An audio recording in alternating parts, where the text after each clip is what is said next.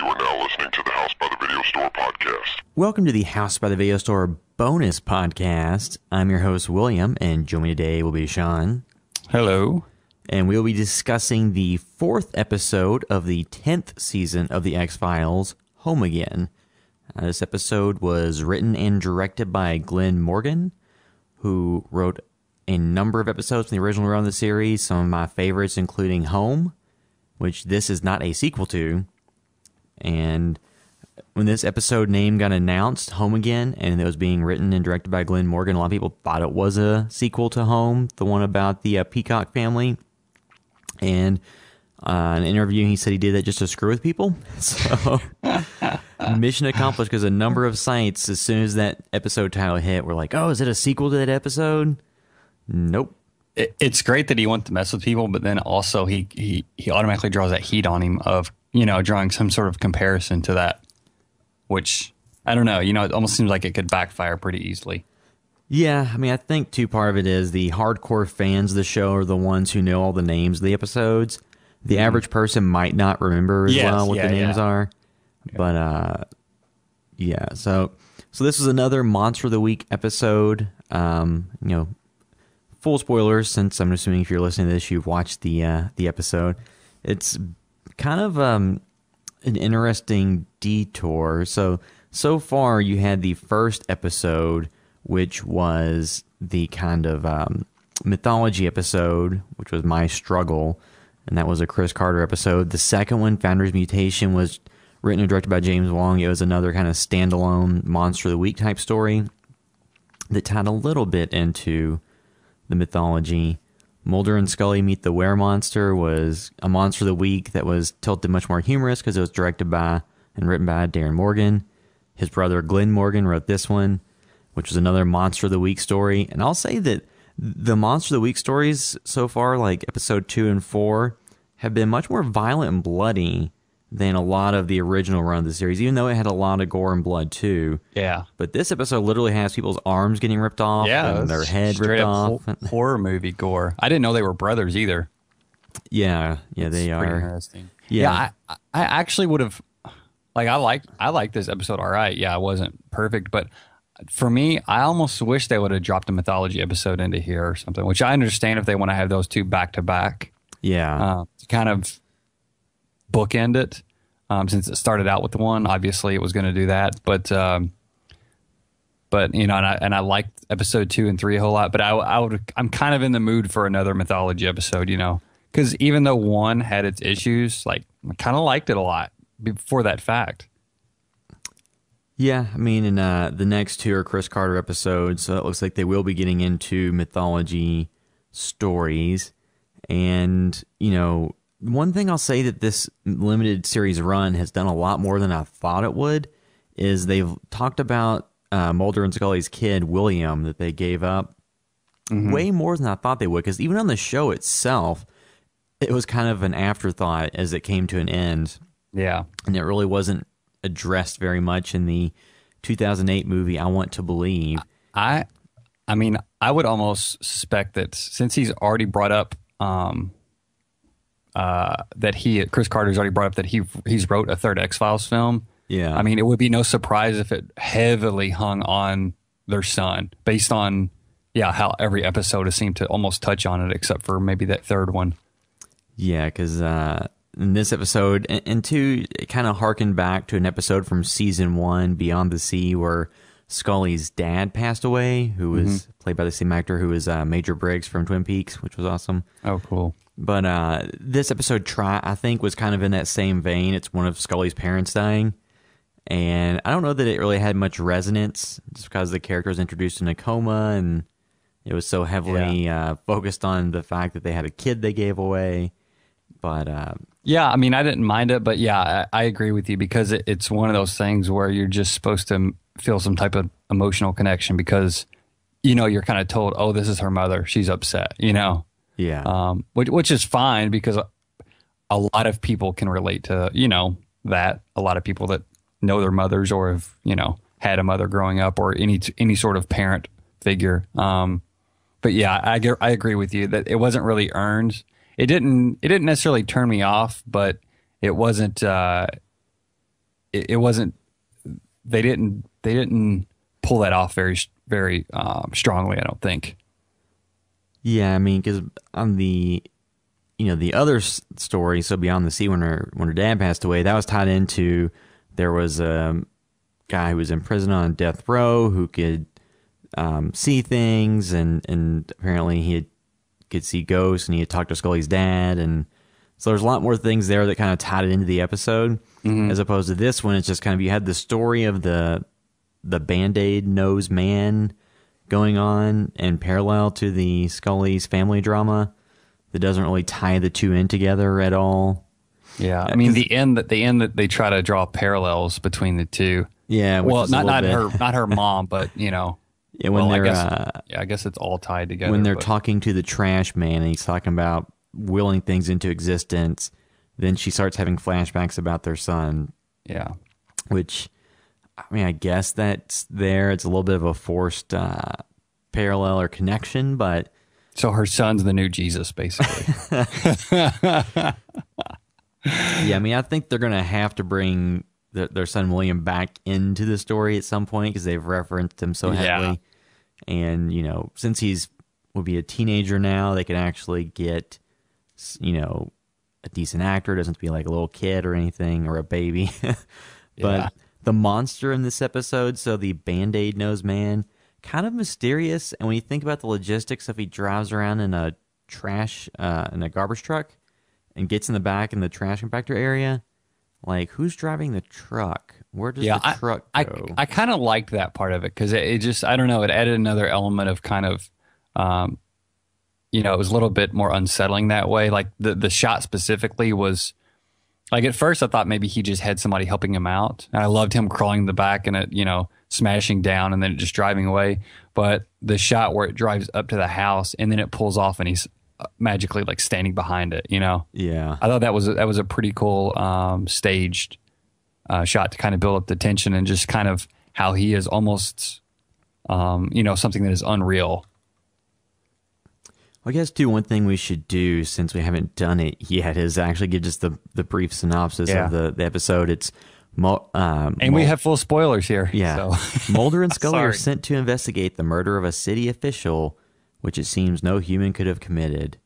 Meanwhile, Scully deals with a personal tragedy, which brings up many old feelings about her and Mulder's child, William, she gave away for adoption. And then they just try to track down the monster. And that was from from Wikipedia. But, it's one of those Monster of the Week episodes where the agents themselves really accomplish nothing. They just kind of figure out what's happening, too late to do anything about it. Mm-hmm. And there's a number of episodes like that. There's the ones where they actively do something that affects the outcome. And there are the ones where they just kind of happen to see everything that happens without changing it. Yeah, and really there was no big outcome on this one, right? I mean, so the trash man is, as you pointed out, Tim Armstrong of Rancid. Yeah. Before the podcast started. So that's him, and he kind of just goes on, right? I mean, they essentially blame him for it, or they say, look, if you will, that you're responsible, but he just kind of goes on, and then the Band-Aid man just continues to exist as well, it seems. Yeah, so the trash man willed the Band-Aid nose man into existence, creating him through street art because he cared about the plight of the homeless. And the Band-Aid man killed people who took advantage of the homeless. And that's kind of the entire idea behind it. And once the agents find out what's going on, they really can't do anything to stop it from killing the last guy it was going after. Yeah. And once again, he brutally got his arms ripped off. And yeah, the gore scenes are awesome. I wished it was maybe a little bit more nuanced, like some of the previous or the old Twilight Zone episodes, Yeah. But yeah, it was kind of just right out there in your face, and there wasn't much subtlety about the issue or anything else. And two, there were a couple of pretty effective segments in the episode, such as when the trash man went to the kind of waspy woman's house to kill her. That was the music. Yeah, man, yeah. which is kind of reminiscent of Home, where they had like music playing as the peacocks went and killed somebody. So that sequence was pretty effective. What was the song playing on this one? Oh, I'm blanking. Wasn't it Downtown? Yes, it was. It was. Yes, Downtown. Yeah, which is appropriate for the episode blah, as well. blah, blah. Yeah, so is that... which is kind of like, as you pointed out, this guy directed the Black Christmas remake. There was a lot of the Christmas music playing to some Carnage from what I remember, which we did a podcast on that this past Christmas, right?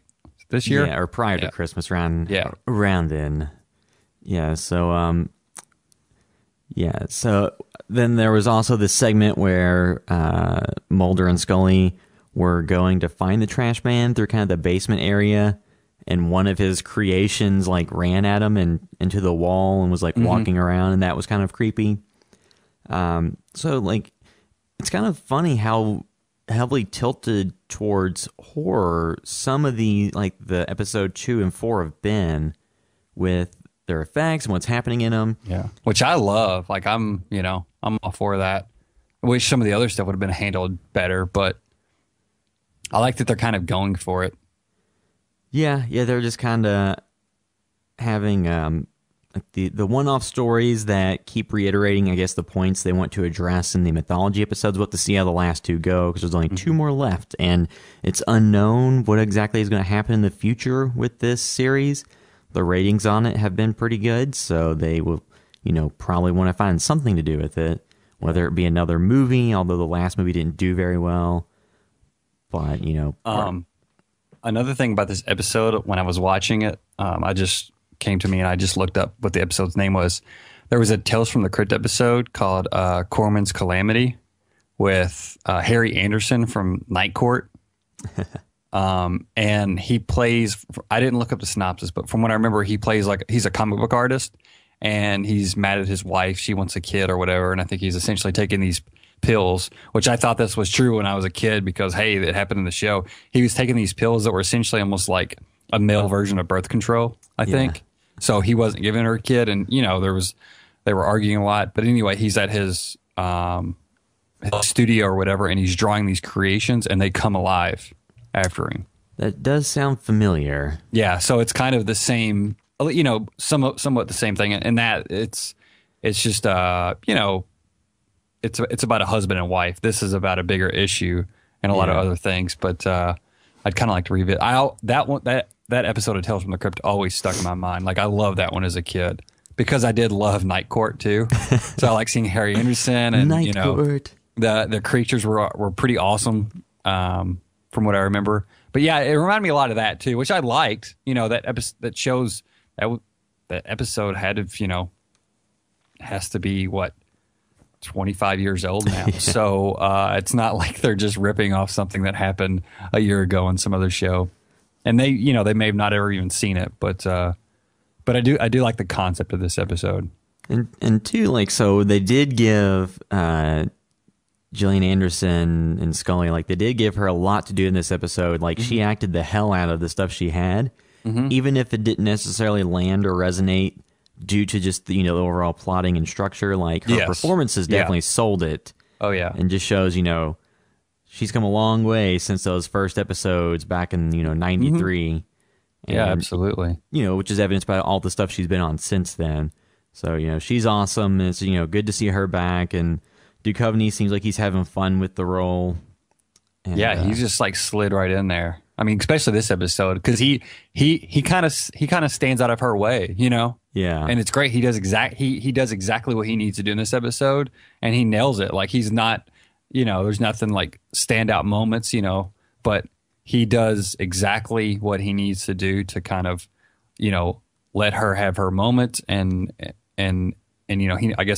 it's apparent that he knows what's important for the scenes and the overall story of this episode, which they're great. They play off each other so well. Yep. So, this episode had some good moments, especially, for the horror fans. It had some good acting beats. Overall, I wouldn't rate this amongst, cause, I do all the video breakdowns of my favorite Monster League episodes. I wouldn't say this would get anywhere near those right now. It was better than the average episode of the show.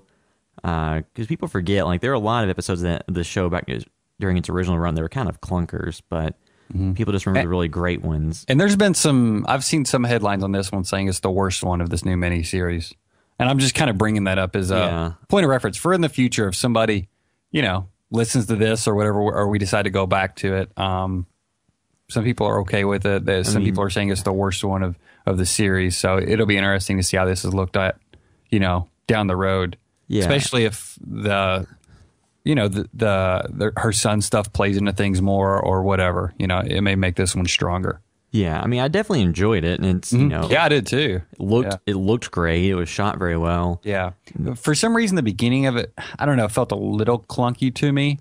But once I got into it, and like you said, that sequence in the house with the lightning and downtown playing and stuff, and which was great about it is because at first I didn't realize what it was. They were doing a lot of quick cuts when she's in her kitchen.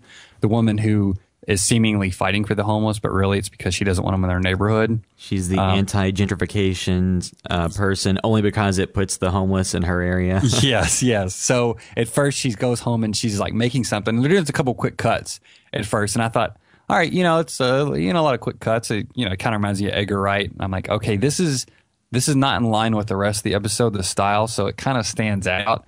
But then they do it a little bit more, and they show you how much she's disposing of and how wasteful she is and how big of a problem she is, just like her lifestyle. So then I was like, okay, that's great, and then it just builds from there. And like I said, the Band-Aid Nose Man makes an awesome entrance, like he's on the street driving the garbage truck down. Then all of a sudden he's behind it as it drives off. And I will say though, when she got killed a little quickly, it took me a second to register what had happened when he threw the head in the disposal. Yeah. Was it her head? Well, I think there's it's kind of obscured. I assume a lot of that's standards and practices because they don't want them to show dismembered heads or something. But honestly, I think my phone went off and I just glanced at my text real quick and looked up, and then I saw that happen. Yeah. And I couldn't, I assumed it was the head because he had put the head in the trash can before. Yes. Yeah. But it wasn't super, super clear, probably just because they weren't allowed to show it. Yeah. But I enjoyed this episode too. I hope the next two episodes deliver, because I'm kind of ready for a little bit more of the mythology stuff. Because I like some of the things that were brought up in that original or episode 1 of the this revival series, and they haven't really touched on that stuff at all anymore. And that episode kind of had to go through a number of necessary evils. It had to give a lot of voiceover, a lot of backtracking, and just kind of catch people up, and a lot of just wasting a lot of time getting everybody up to speed. And I would like to see them find something for Skinner to do in these last few episodes, because in prior episodes, if he was in them, he only showed up for a second. So I'd like to see him get back involved. Maybe we'll get lucky, and as soon as the last episode airs of this, the 6th one, they'll make some announcement. Maybe they'll, with the reception of this, they'll have signed a deal by then to either make a movie or, hey, we're going to do 10 episodes next year or something. That'd be nice, because now's the time, strike while the iron's hot. If they're going to make any deals, right now is when they need to make it, and they need to make the announcement right now. Yeah. To keep this momentum going. Or they might go like the Sherlock route and make an hour-and-a-half episode once every year or 2 years, something like that. So. I would be all right with that. So I think we kind of covered all the things that happened in this episode, all of our thoughts on it. And you made a recap episode for Mulder and Scully Meet the Werewolf 2. If anybody wants to see that, it's on YouTube. It's about 2.5 minute episode. It's a video. It's a video breakdown where I went through what happened in the episode and some of the big references to past episodes that I enjoyed. There are some more that I didn't include just because I want the video to be 5 minutes long and go through minutia. Well, this guy was in this episode playing this part and in this part. But there's lists out there too. Yeah. Which I did not steal my stuff from the list. I watched the episode and was like, oh, that's a reference to this. That's to that. But so that's out there if you want to see it. You can find all the stuff we're doing on houseplayvideostore.com. If you like what we're doing with this podcast, you can help us out and go into iTunes and leave a review. Or if it's on YouTube, you can leave a comment or a like. Or we have a donation button on YouTube, correct? Yes, or you can, we have a Patreon, which you can access at housebyvideostore.com, which the Patreon, we have a few Patreons, which helps us out. You can go to patreon.com/HBTVS. Just helps us with stuff like server fees and podcast hosting and working towards some original content, short films, stuff like that. Trying to write a feature for some point in the future. Mm-hmm. Yeah. We're going to get some short films under our belt and then see where that goes. Yep. So you can go to housebyvideostore.com. There's a link to the Patreon, to all of our social media accounts. You can find all the stuff we're doing there. If you want to find us personally on the internet, you can find me on Twitter at Will_Droid. And I'm at Blevins_Sean. And House by the Video Store is HBTVS_official on Twitter. And then Facebook.com/HBTVS. Right, William? Yes. Okay. And then you can also just go to youtube.com/HBTVS or it's actually House by the Video Store. Sorry. Yeah. It's youtube.com/House by the Video Store. You can see all the videos we're putting out there. But, so I think that'll bring this bonus episode to a close. Thanks for listening.